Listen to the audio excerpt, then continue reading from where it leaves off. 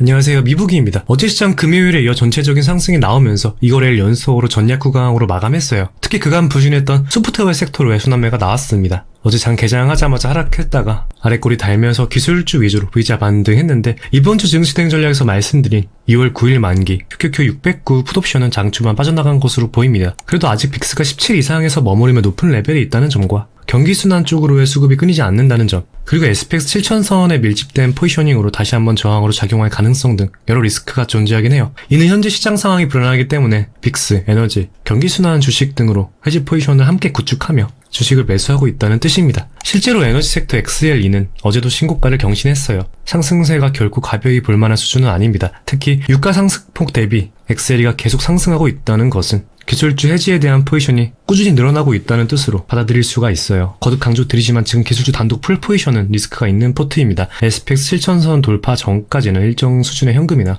해지가 되는 포지션을 같이 가져가야 한다 생각해요. 저의 경우 DPST와 MPH 등으로 분산해놨어요. SPX 7000선 돌파 후에는 새로운 국면의 랠리가 나올 가능성이 높아서 주도 섹터 및 종목 확인하고 이에 따라 포트 구성하는 게 베스트라 보고요.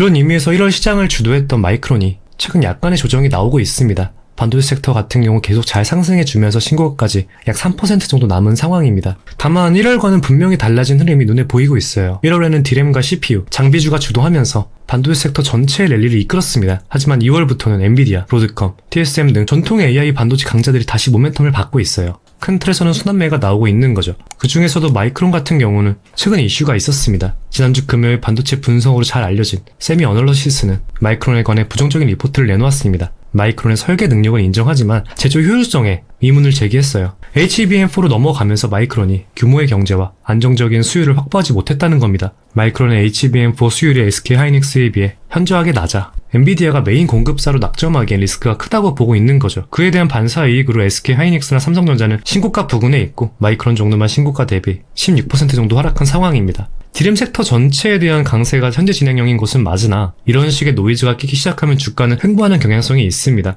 개인적으로는 2월 11일 예정된 울프 리서치 컨퍼런스에서 어느 정도 윤곽을 잡을 수 있지 않을까 싶어요. 마이크론은 현지 시각 2월 11일 오전 8시 50분에 컨퍼런스에 참석해 발표할 예정입니다. 현재 세미 어널러시스의 HBM4 수주 실패설로 인해 주가가 조정을 겪고 있고 시장은 이에 대한 코멘트가 있을 것으로 보고 있는 거예요. 만약 여기서 HBM4에 대한 양산 시점을 재확인시키면서 여러가지 불확실성을 해소해준다면 마이크론은 다시 한번 상승 모멘텀을 받을 수 있을 것으로 보입니다. 추가로 눌릴 가능성도 배제할 수는 없습니다. 마이크론 여기서 추가로 눌린다면 1월 초 돌파한 기존 장기 상승 채널 리테스트 약 340 부근까지 보고 있어요. 해당 부근에서는 저가 매수 기회라 보고 레버리지 사용도 가능하다고 봐요. 마이크론 레버리지 ETF로는 그린쉐어즈에서 운용하는 2배 ETF MULL이 있습니다. 참고로 마이크론 기존 상승 채널 리테스트 라인을 MULL로 치환하면 $118 수준입니다. 레버리지 활용 시 해당 라인에서 저가 매수를 진행하거나 또는 마이크론 400 돌파 시 돌파 매매의 관점으로 활용한다면 유리한 손익비 설정할 수 있으니 참고해주시면 좋을 것 같아요. 마이크론 밸류에이션도 매력적인 편이에요. 마이크론 포워드 PER 보면